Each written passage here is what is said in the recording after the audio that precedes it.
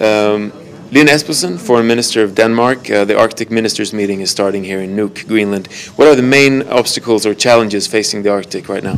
Well, I think the most important thing is that now the Arctic Council will actually make legally binding decisions together. Hopefully tomorrow we'll be able to sign a search and rescue agreement. And I think it's very important that we transform the Arctic Council from being decision shaping into being a decision making council. And I think that will happen tomorrow. And so what is the state in the negotiations right now, would you say?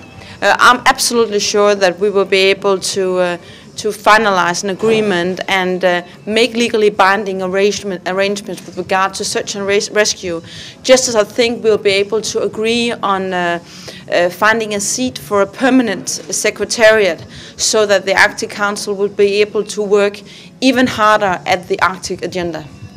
Climate issues and search and rescue operations you mentioned, are these the main issues you would say facing the Arctic? Well, I also think it's very important that we face the issue of the indigenous people and their right to still have their own culture and, of course, their right to live the way that they have had the way of living for decades. And, of course, I think what is our big challenge is that right now there's a lot of focus on the natural resources that are in the Arctic, both with regard to oil, but also with regard to minerals and how that can affect nature. So I think it's really important that we focus on giving the indigenous people the right to use these resources, but to use it in a sustainable manner so that we are very much aware that we preserve the environment. Denmark is rounding up its chairmanship here in Nuuk, turning over to the Swedish presidency 2 year. How would you sum up the Danish presidency and what are your hopes for the Swedish one? Chairmanship, that is.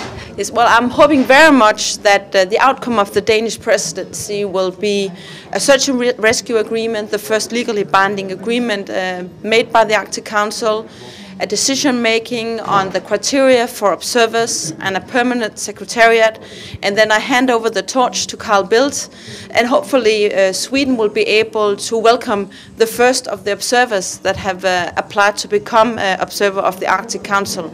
I'm hoping very much that Sweden will be able to achieve that, just as I hope Sweden will be able to achieve another legally binding agreement on rules in order to prevent oil pollution if something should happen in this area. We are rounding up the Danish presidency, turning over the torch to Sweden here.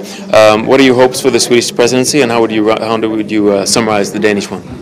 Well, I think to summarize the Danish, the most important thing is that we make a legally binding agreement on search and rescue, so that the cruise ships and the commercial ships have stricter rules, so we do not have any big accidents up here.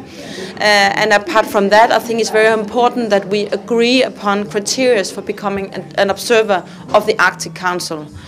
What will left to Sweden will be first and foremost, I think, putting the Arctic policy high on the agenda by having a permanent secretariat and by also making new legally binding agreements.